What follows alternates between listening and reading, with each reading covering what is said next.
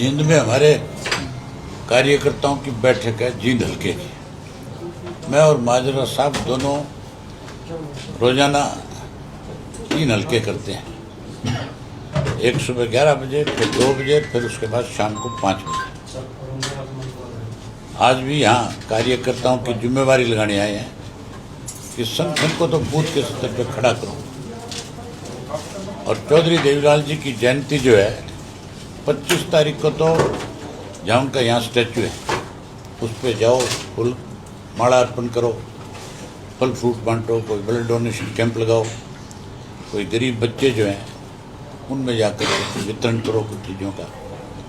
और वहीं 27 तारीख को हम नूह में चौधरी साहब का जन्मदिन मनाएंगे, तो 27 के लिए उनकी जिम्मेवारी लगाने हैं। 27 को भी ज़्यादा से ज़्यादा साथियों को लेकर के आओ जो चौधरी साहब के प्रति श्रद्धा रखने वाले लोग हैं, उनको सबको उसकी जिम्मेवारी लगाने आए आज। तो जी जयंती समारोह में अतीत के अंदर पंजाब से भी बड़े नेता आते रहे, जम्मू कश्मीर से भी आते रहे, बिहार से भी आते रहे। इस बार कौन कौन से बड़े नेता आ रहे हैं साथ? मेरे से बड़ा कोई नेता नहीं है हरियाणा में। और चौधरी देवीलाल जी की जयंती इंडियन नेशनल लोकदल पार्टी मना रही है। हमने अपने जितने भी साथी हैं जो चौधरी साहब के साथी रहे हैं, आज वो अलग अलग दलों में, अलग अलग पार्टियों में हैं। जिनका कांग्रेस से संबंध हम उनको नहीं बुलाएंगे, जिनका बीजेपी से संबंध है उनको भी नहीं बुलाएंगे। जो बीजेपी और कांग्रेस से अलग है उनको हम निमंत्रण देंगे।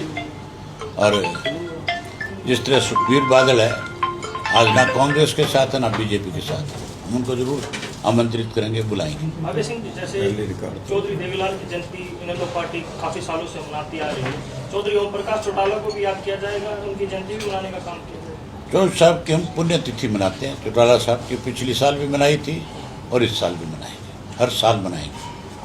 तो कैसा रिस्पॉन्स मिल रहा है? आप पूरे हरियाणा में जा रहे हो, हल्के में जा रहे हो, कैसा रिस्पॉन्स मिल रहा है? आप मीटिंग में आना, आपको खुद को एहसास हो जाएगा। अब तक हमने 34 विधानसभा क्षेत्र किए हैं और कोई विधानसभा की मीटिंग ऐसी नहीं है क्षेत्र की कार्यकर्ताओं की जिसमें 500-700 से लेकर के 2-3 हज़ार तक की हाजिरी ना रही हो। यहाँ तक 3-4 कॉन्स्टिट्यूंसी तो ऐसी थी जिसमें 3-3 हज़ार से भी ज़्यादा थी।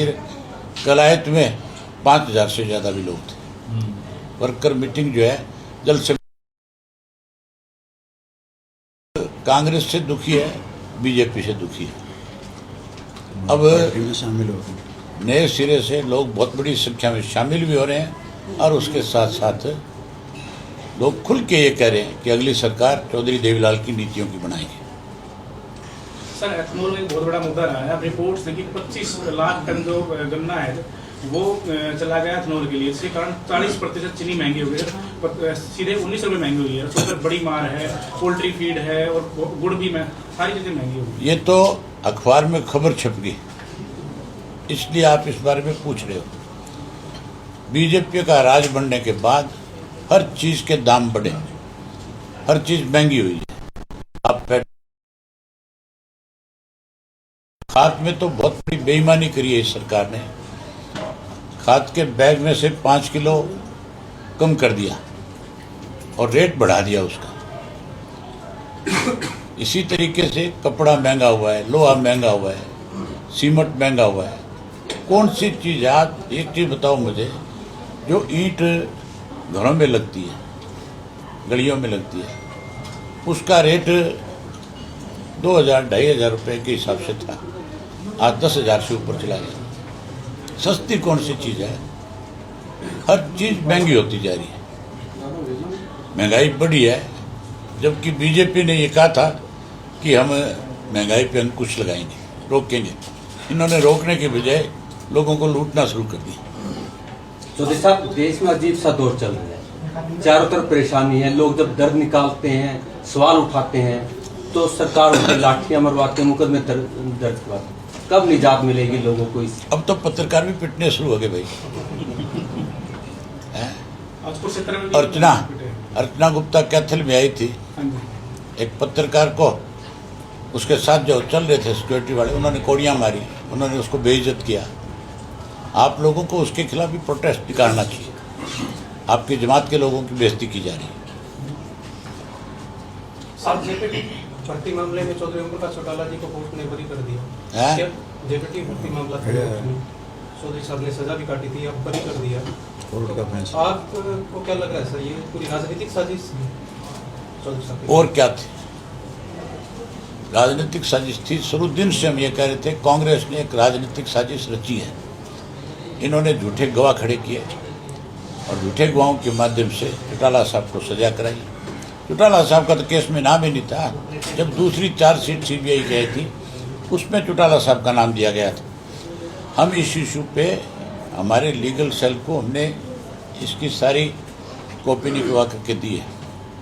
उस पर हम सारी पे चर्चा कर रहे हैं, देख रहे हैं उसको। हमें इसमें सुप्रीम कोर्ट जाना पड़ा तो जरूर जाएंगे। आपका एक बयान वायरल था भूपेंद्र सिंह हुड्डा को लेकर, पार्टनरशिप बताई थी। वायरल नहीं है, मैं हर जगह ये बात ठोक बजा के कह रहा हूँ। मैंने हुड्डा को खुला चैलेंज किया, आज भी तुम्हारे माध्यम से फिर कह रहा हूँ, अगर हुड्डा बीजेपी के साथ नहीं मिला हुआ तो हुड्डा फिर खुले मंच पे आए। ये धमकियां देने की जरूरत नहीं। कोर्ट केस की कह रहे हैं आप? मैं कुछ सीधा मेरे सामने आकर के खड़ा हो, प्रेस को बुला ले, प्रदेश की जनता को बुला ले, मैं साबित कर दूंगा किसने कहाँ कहाँ कांग्रेस की मदद करी, कैसे कैसे करी। या फिर वो ये साबित कर दे कि हम बीजेपी की कहाँ बी टीम बने थे। इसने प्रचार किया हमारे खिलाफ झूठा प्रचार करके, कहीं ना कहीं इसने राजनीतिक रोटियां सेकने की कोशिश करी।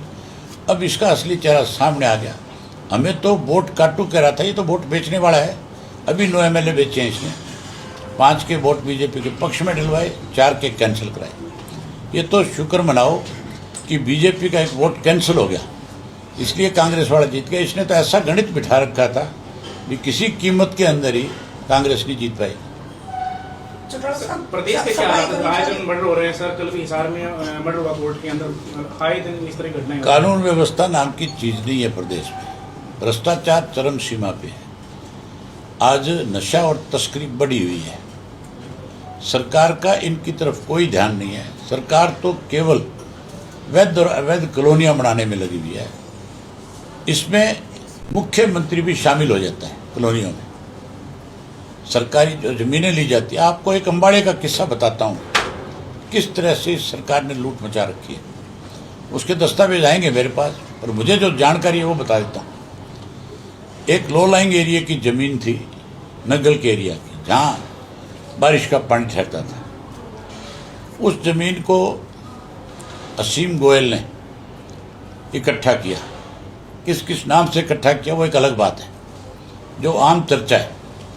वो जमीन इकट्ठी की गई, वो जमीन ऑनलाइन सरकार को बेची गई और सरकार ने उस जमीन को आगे एक आप जैसी कंपनी वाले को बेच दिया।